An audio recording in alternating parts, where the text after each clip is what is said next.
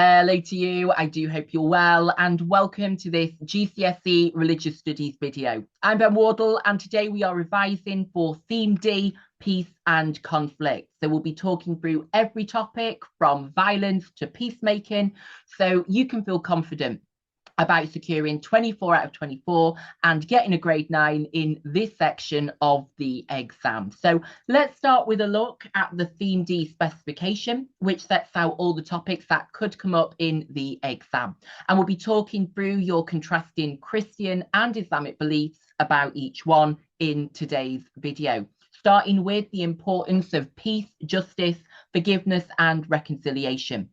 We'll then talk about violence, including violent protest, terrorism, war, just war theory, holy war, pacifism, weapons of mass destruction, and then finally religion and peacemaking. Now, before we talk through all those topics, I thought we could have a quick look at our Theme D exam technique, because in the exam, we'll be answering 5 questions about Theme D, totaling 24 marks. So what do we need to do in order to get all of those 24 marks? Well, question 1 will be worth 1 mark, and all we need to do is tick the correct keywords. So make sure you know your AQA definitions, and we will be talking through all of them in today's video.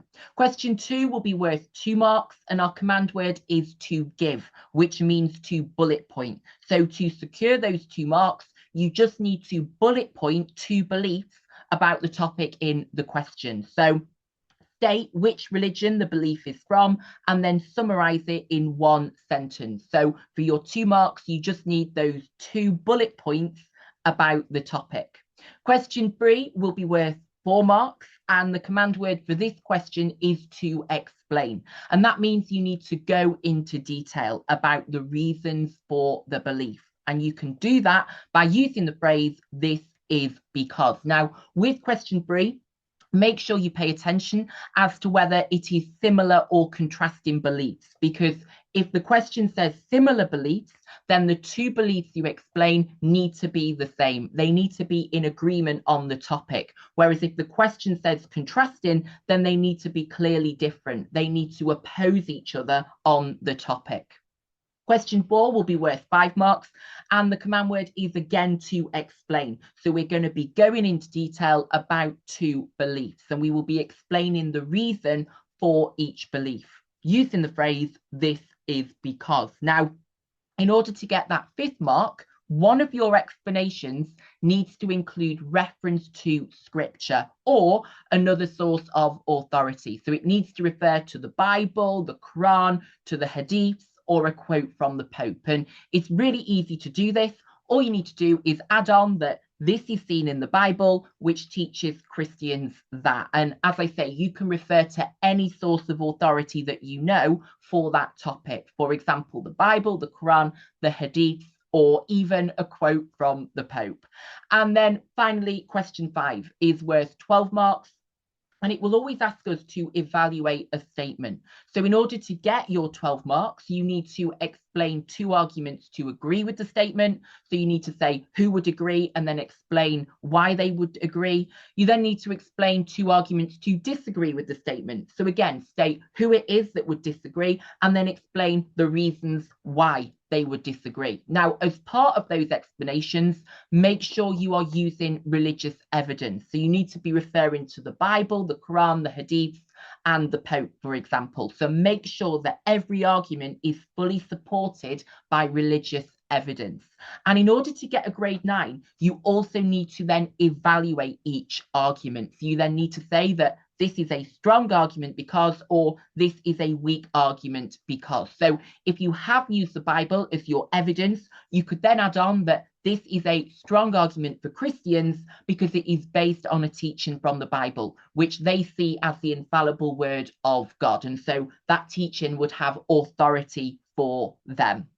And then finally, at the end of your essay, make sure you are reaching a justified conclusion. So you need to say whether you agree or disagree with the statement and explain why. So you can either reaffirm the strongest argument from your essay or introduce a new argument of your own. And if you do all of those things for all of those questions, you are on track for achieving the top mark. So let's start talking through the topics, shall we? And our first topic is peace, justice, forgiveness, and reconciliation. So we have got 4 key terms here, and we need to talk about why these 4 things are important for both Christians and Muslims. So let's start with our AQA definitions, shall we? And the first key term is peace, which means the opposite of war. And of course, we'll be talking about war a lot today. It means harmony between all in society. So why is that important for Christians? Well, Jesus taught in his Sermon on the Mount that blessed are the peacemakers. So, of course, that would then inspire Christians to work for peace in the world today. Our Islamic teaching is from the Quran, which teaches Muslims to say words of peace. So, again, that is going to promote and encourage peacemaking in the world today. Justice is our next key term, and it means bringing fairness back to a situation. Now, this is important for Christians because the Old Testament, the book of Isaiah, teaches them to seek justice. So they need to work for justice and bring about fairness in the world today. Our Islamic teaching is from the Quran, which teaches Muslims to stand firmly for justice. So again, illustrating the importance of justice and the importance of working for fairness. Our third key term here is forgiveness, which means letting go of blame against a person for wrongs they have done. So it is all about moving on. This is important for Christians because Jesus said, very famously, to forgive not 7 but 77 times. So they should never tire of forgiving others. And then our Islamic teaching for this one comes from the Hadith, which is the sayings of Prophet Muhammad. So he taught Muslims to forgive others and God will forgive you. And finally, reconciliation. It means making up and rebuilding relationships between 2 sides after disagreement. So whereas forgiveness is about letting go and moving on, reconciliation goes one step further because it's about then actively rebuilding that relationship. And this is important for Christians because St. Paul said God reconciled himself to us through Christ. And of course, that refers to Jesus's crucifixion on Good Friday, which Christians believe is the act of atonement that restored the relationship between God and humanity. So, of course, that would inspire Christians to work for reconciliation in the world today. And then finally, our teaching from Islam on this topic is from the Hadith. So again, from Prophet Muhammad, he said that whoever makes reconciliation is rewarded by God. So of course, that is going to encourage reconciliation and it reaffirms the importance of reconciliation because it is something God will reward. So peace, justice, forgiveness, and reconciliation. They are very important key terms, and there are some really great key quotes there that we will be referring back to throughout today's video. So do keep them in mind as we talk through the topics on theme D. And talking of topics, let's talk about violence, shall we? And whenever we are talking about violence on theme D, we need to remember violent protests. So we'll be asking whether violence can ever be justified as part of a protest. In terms of our key terms here, violence is defined by AQA as behaviour involving physical force, which intends to hurt, kill, or cause damage. And then we've got protest, which is a statement or action to express disagreement. And as I say, we're going to be asking, can violence ever be used as part of a protest or not? Should you only be using peaceful means and peaceful methods? Well, let's start with our opposing views, shall we? So these are reasons why Christians and Muslims would always be against violence under all circumstances. And our first teaching is a very memorable one from Jesus. He told his followers to turn the other cheek. So he is teaching them here to never use violence, even in retaliation. So even if someone strikes you, if they attack you, you cannot retaliate. Instead, you need to turn the other cheek. So this is also a great quote when we're talking about pacifism and the idea that using violence is always wrong. And that's because you could say violence always causes further harm. And of course, Christians should instead be working for forgiveness and reconciliation. So yeah, a great quote from Jesus there, that you should never use violence, even in retaliation, because instead you should turn the other cheek. It's all about loving your enemies and praying for those who persecute you. Our next teaching is from Martin Luther King Jr., and he was a Christian pacifist. And of course, you will know him as a peaceful protester. So he is going to be a key case study for us whenever we're talking about protest, because he did not use violence as part of his protest. So he said instead, and it's a great quote here, that we must use the weapon of love. So you should never be using violence even as part of protest. So what have I put here? Well, I've put that he was a Christian pacifist who believed that Christians should never use violence. Instead, Christians should use peaceful methods of protest, for example, marches, boycotts, and civil disobedience. And as I mentioned, he is a key case study for peaceful protest. So he was completely against using violence, including as part of a protest. And then finally, we've got a teaching from the Quran here, which is that whoever has killed a soul has killed all mankind. And the reason that I'm using this is because you could argue that violence is wrong because it leads to people being harmed. And that is wrong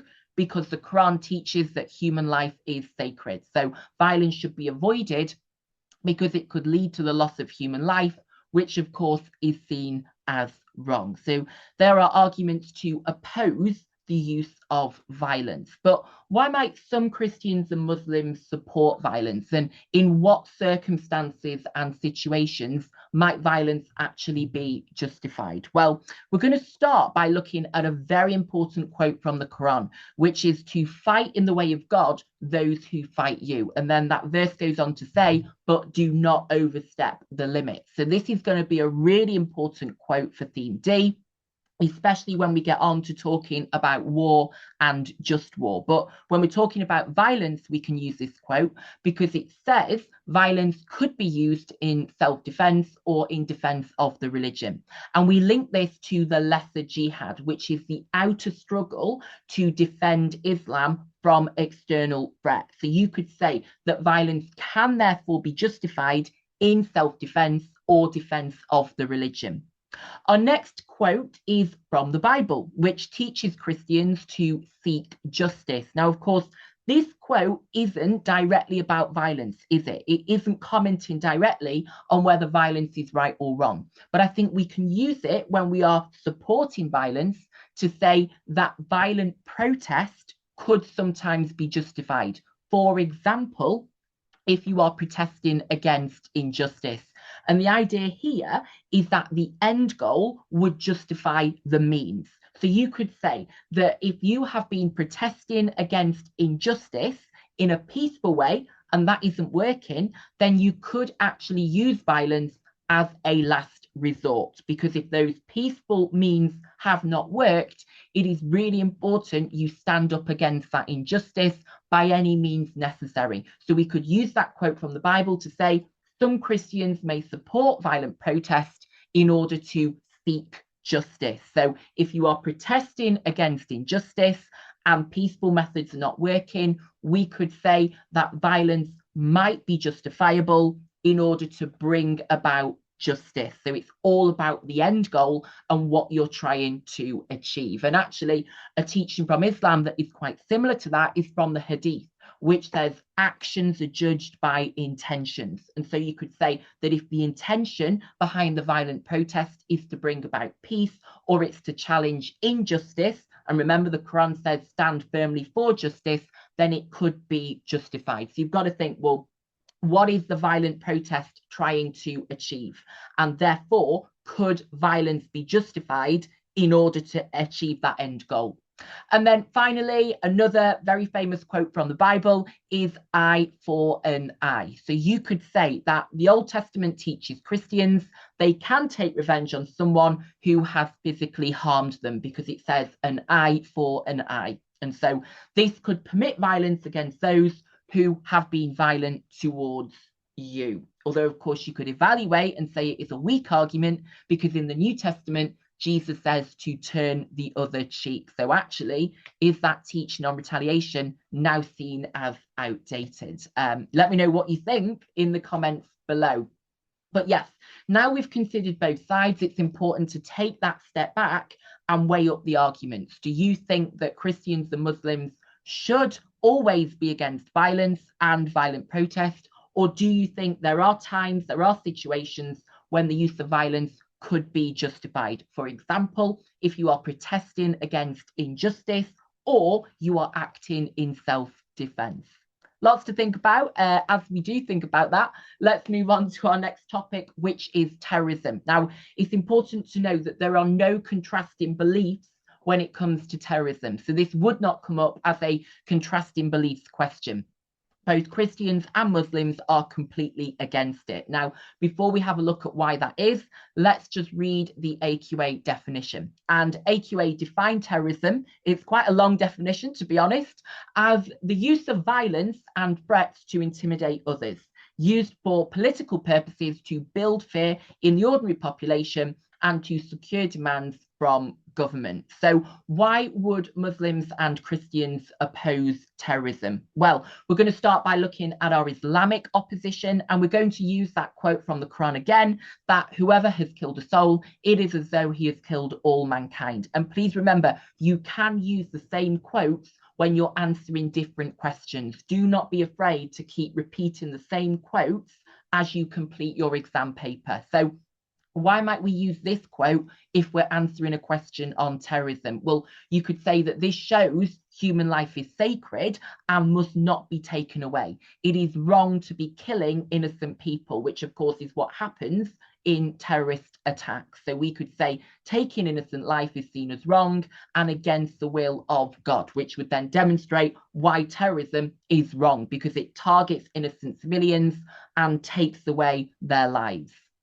And then in terms of our Christian teachings, we could use the commandment from the Bible, do not kill. Of course, one of the famous 10 commandments that God gave to Christians in the Bible. And again, we could link this to belief in the sanctity of life. We could say, well, Christians believe that human life is sacred and holy and that we're all made in the image of God. That means it's wrong to murder, and so terrorist attacks would always be wrong because they are about murdering innocent people. And it always leads to the loss of people's lives. And that is why the Catechism of the Catholic Church says that terrorism threatens, wounds, and kills indiscriminately. It is gravely against justice and charity. So as we can see there, Muslims and Christians are completely against terrorism because it involves taking away innocent human life, which goes against both what the Quran teaches and also what the Bible teaches. Our next topic then is war. And actually, we're going to talk about war a lot today because we're going to be thinking about whether war can ever be justifiable. And we'll be having a look, as you can see, at our Islamic and Christian views on that. But before we do that, let's just define what war means. And our AQA definition is that it means armed conflict between two or more sides. And of course, war always causes a shocking amount of harm and suffering, doesn't it? So there will always be victims of war. And our AQA definition for the victims of war is those who are harmed during a war, for example, those killed, injured, or left homeless. And we will have a look in a moment at how religious people would actually respond to the harm that is caused by war, the things that they would do in order to help, for example, donating to charities on the front line or actually taking in a refugee themselves. But let's start by thinking about the reasons for war. So what actually causes wars to happen? And importantly, are any of those reasons justifiable? So do we agree that they are a right reason to start a war? So I've got a couple for you to think about here. What about greed, retaliation, national pride, injustice, natural resources, protecting civilians, or fighting over land? So do you think that any of them are justifiable reasons for war? Now, In terms of our Islamic and Christian teachings, we are going to talk about them a lot in today's video. So within Islam, whenever we're talking about justifying war, we'll refer to the lesser jihad. And you will remember that key quote from the Quran: to fight in the way of God, those who fight you, but do not overstep the limits. So we could argue that war is justifiable within Islam in self-defense and defense of the religion. So that is when war could be justified.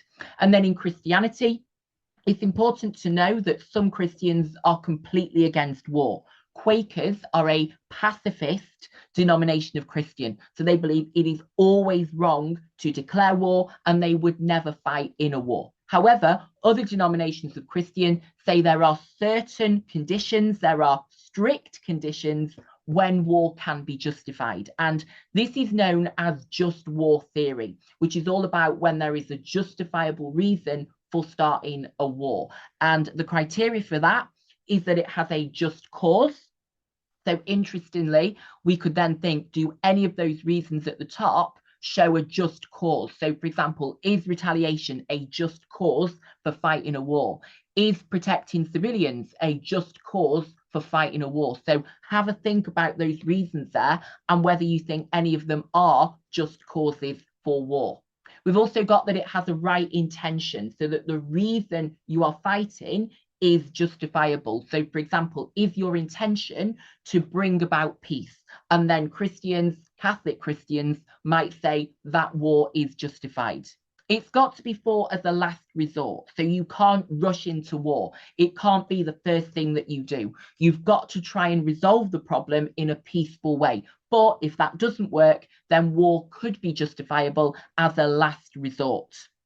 We've also got that it's declared by a legitimate authority. So it can't be a random person on the street that declares the war. It's got to come from the Prime Minister, for example. And then finally, there's got to be a reasonable chance of success. So you can't start a war that you've absolutely got no chance of winning. So you can only start that war if there is a reasonable chance of winning it.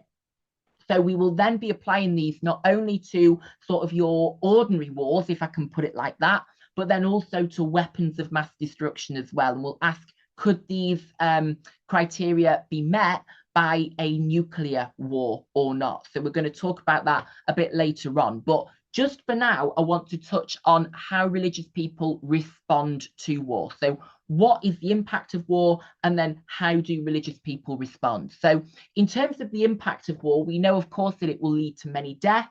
It would lead to homelessness, economic ruin, poor healthcare, psychological trauma, and malnutrition as well. So we know it would be devastating, wouldn't it? Now, how do religious believers then help the victims of war? What would they do, and why would they be motivated to do that? So we could say, well, they might donate to charities that are helping victims. They would volunteer to deliver aid themselves. They might actually volunteer to house refugees, and they may campaign or raise awareness about what's going on. In terms of why they would be doing that, then we could refer to Jesus, who taught to treat others as you would like to be treated. So of course, you would hope someone would help you if you were in that situation, and so you would provide that help to those people who are. And then the Quran teaches Muslims that God is well aware of whatever good you do. So of course, that encourages Muslims to perform good deeds to help those in need.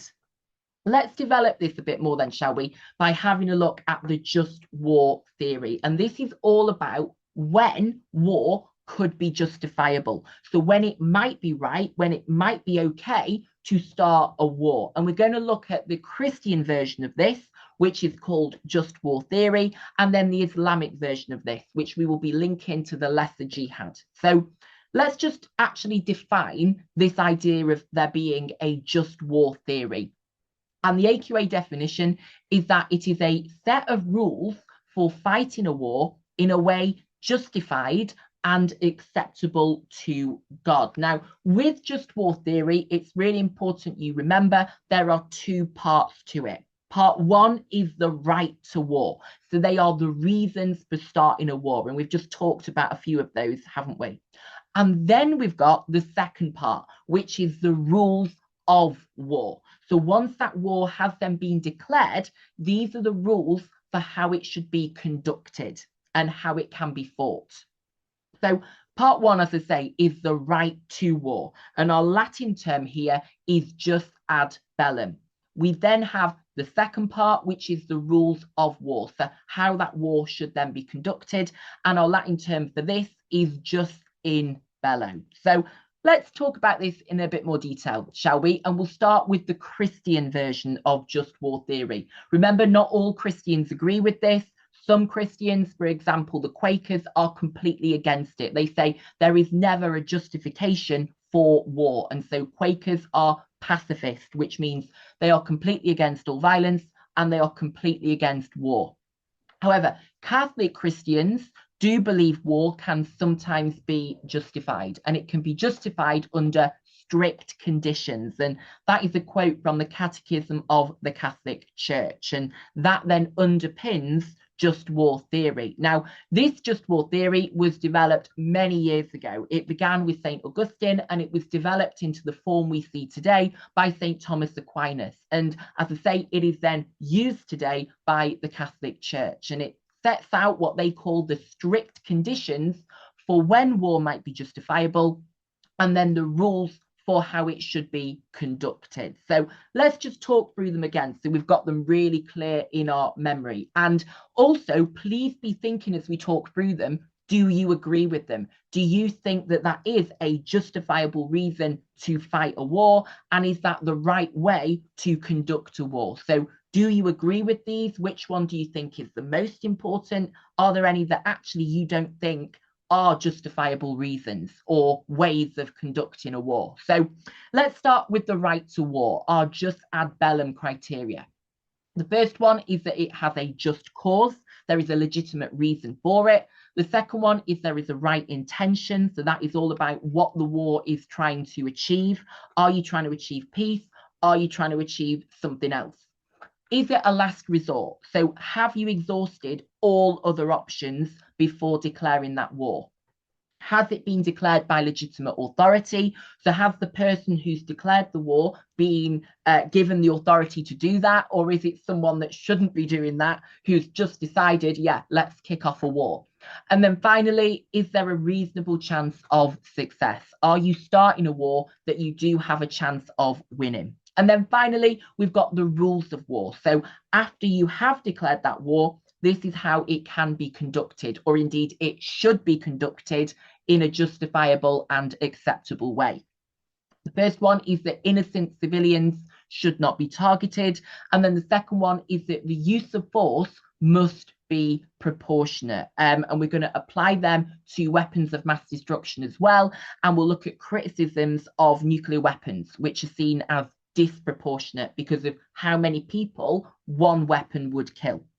In terms of our Islamic just war theory, then, as I say, we will be linking this to the lesser jihad, which is the external struggle to defend God and the religion from external threat. And remember, we've got the lesser jihad, which is that external struggle, and we then have the greater jihad as well, which is the inner struggle to be a good Muslim and live a good Islamic life. Now, in terms of our scriptural support from the Quran for just war, we have got, of course, that key verse to fight in the way of God those who fight you, but do not overstep the limits. So, of course, the first bit is about when war can be justified. So you have a right to war if you are attacked. So it is justifiable in self-defense. And then the second part of that verse is about the rules of war, that when you are actually fighting that war, you must not overstep the limits. And the Quran actually sets out what those limits are. For example, civilians must not be targeted, and you must stop fighting as soon as the enemy surrenders. So, as you can see, we have got in both Christianity and Islam reasons and situations when war can be justifiable. And of course, not all Christians and all Muslims would agree with war, but we can see there in scripture and in church tradition that there are justifiable reasons for war. Now, when we get on to talking about pacifism, we're going to challenge those reasons, and we're going to look at why some Christians would say that actually war is always wrong. But just war theory is, as we know, these rules that set out when fighting a war can be justified in terms of when you can fight the war and then how it should be conducted. Let's have a look now at quite a similar topic, which is holy war. And our AQA definition for holy war is that it is a war believed to be sanctioned by God. And two key case studies for you. In Islam, we've got the conquest of Mecca, and in Christianity, we've got the Crusades. Now, with holy war, our question is going to be, should holy wars be fought in the 21st century? So can they actually take place, or should they be taking place in the 21st century or not? So let's start with reasons they shouldn't be. And Christianity is, of course, going to be thinking about Jesus. Christians, I'm sorry, will be thinking about Jesus. I can't speak today. I think I need some green tea. Do you excuse me? Right, so what did Jesus teach? Well, he taught Christians to love your enemies and pray for those who persecute you. We could say this means that Christians should never use violence, even against those who attack them. So war is always wrong. Instead, as we know, he said to turn the other cheek, that you should be forgiving people, not fighting against them. So Christians should forgive and work for reconciliation. That suggests that war is always wrong and that God would not sanction a war. In terms of our Islamic opposition to holy war, this is a really interesting teaching from Prophet Muhammad in the Hadith.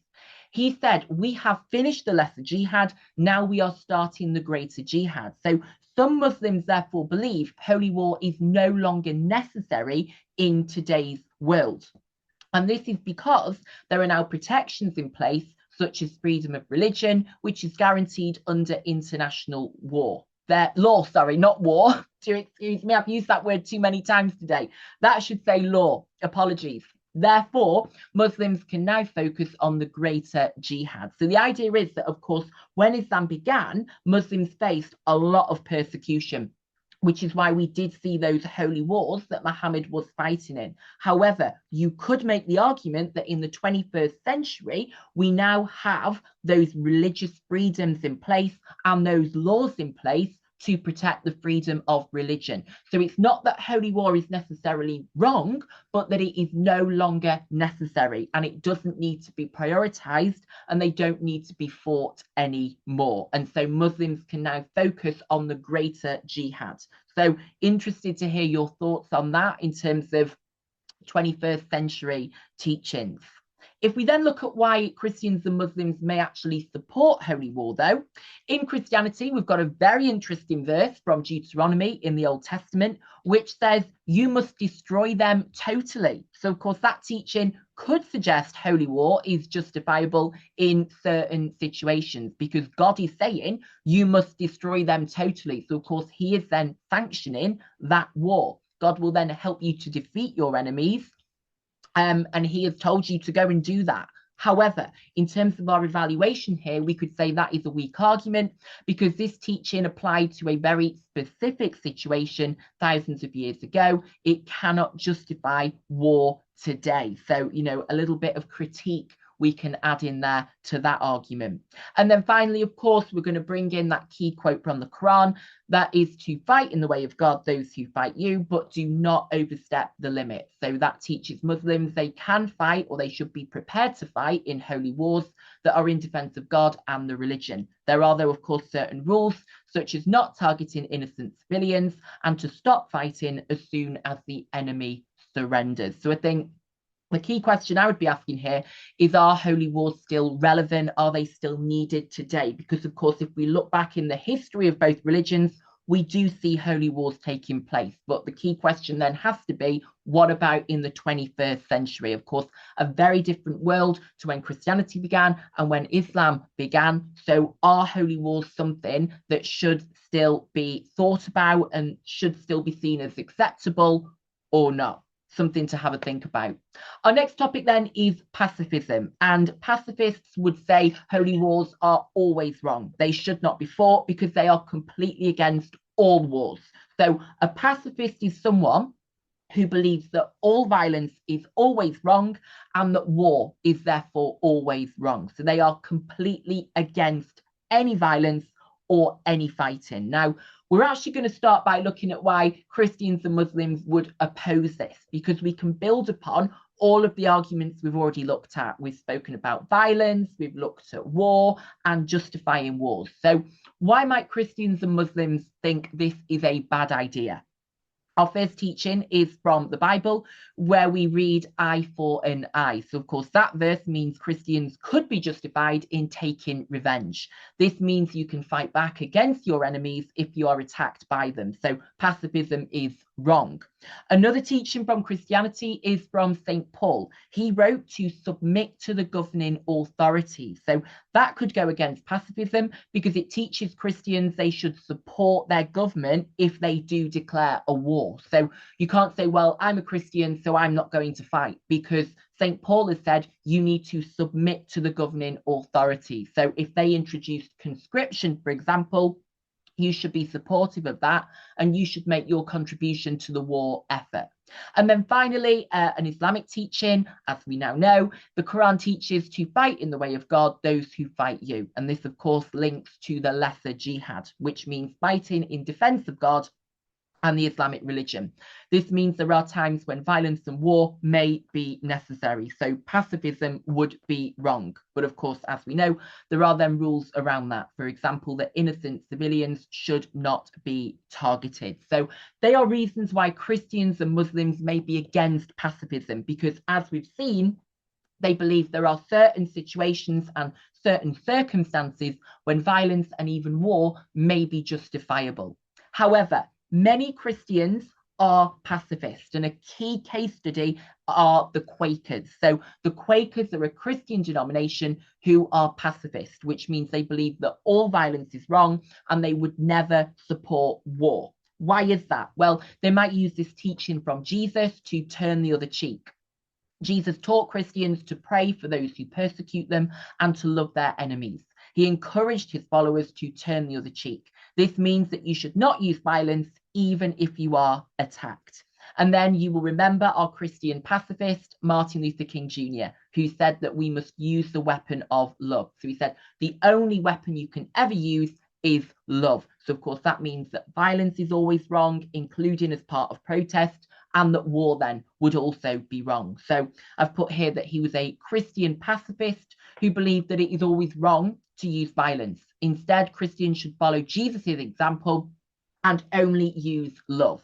He taught Christians to pursue peaceful ends using peaceful means. So violence and war can never be justified. So I wonder what you think. Can Christians and Muslims be pacifist, or do you think they need to be prepared to use violence or even fight in a war in certain circumstances? Let's have a look now at weapons of mass destruction. And they are weapons which cause widespread, indiscriminate damage. And they can be nuclear, chemical, or even biological. So what do we need to know about these weapons? Well, they are the most dangerous weapons on Earth, and just one of them can kill millions of people. And of course, they are very unique to modern warfare. So we're going to be asking, can just war theory actually justify using these weapons? Because of course, they are very, very dangerous. They are the most dangerous weapons on Earth, and their use would be very damaging. It could even lead to something called mutually assured destruction, which is where the entire planet would be destroyed. So there's a happy thought for the day. So why might Christians and Muslims be against weapons of mass destruction? Well, as we know, the Ten Commandments teach Christians do not kill. And we know that the use of nuclear weapons would lead to the mass loss of innocent life. It could even lead to the loss of all human life. A nuclear war could lead to what's called mutually assured destruction, which is where all people are killed. So that would obviously be catastrophic, wouldn't it? And so Pope Benedict XVI said that in a nuclear war, there would be no victors, only victims. So these weapons can never be used because of how destructive they would be and how many people they would kill. They could even kill everybody on the planet. And of course, it's not just people they would kill, it is all life on this planet.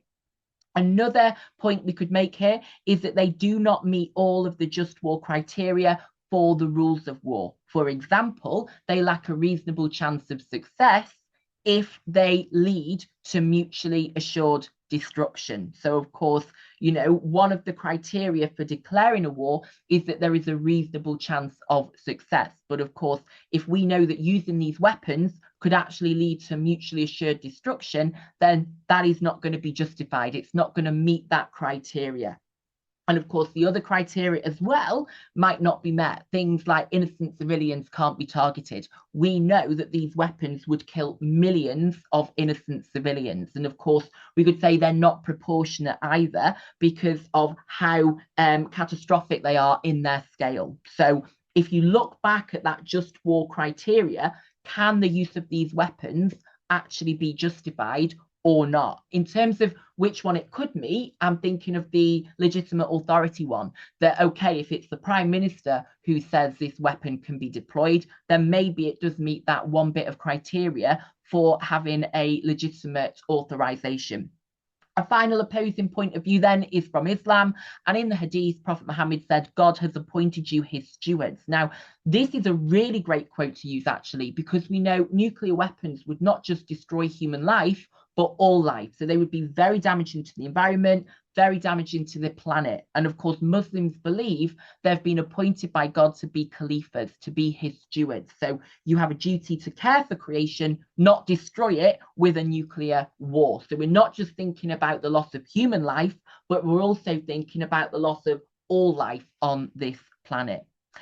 However, why might Christians and Muslims potentially support having weapons of mass destruction? Well, if we look at the Bible, of course, we've got that teaching of an eye for an eye. So Christians might support having weapons of mass destruction as a deterrence, which means you have the weapons in order to deter other countries from using theirs.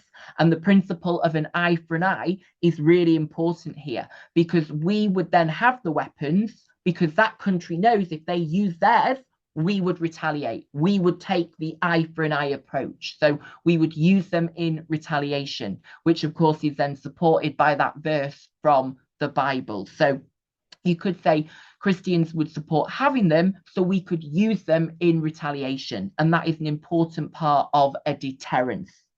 Our next teaching is from St. Paul, who said to submit to the governing authorities. Remember, he said that you should follow and support the decisions made by your government. So Christians might support their government if they decide we need to have these weapons in order to keep the country safe, for example, as a deterrent. So he told Christians to support their government's decisions. So you could say, well, listen, you know, if the government has decided we as a country need these weapons in order to be kept safe, then I should support and I should trust my government's decision.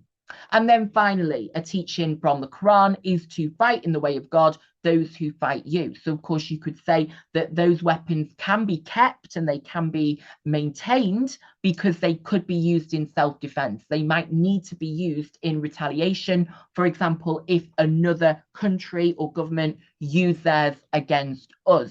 However, as we know, Surah 2 then goes on to say, but do not overstep the limits. And we could say that actually weapons of mass destruction are going to overstep the limits, aren't they? Because of how many people they would kill and the destruction they would cause. So actually, could these weapons really be justified in both Christianity or Islam? So again, really interesting to think about when we apply just war theory and we think about the rules of war in both Christianity and Islam.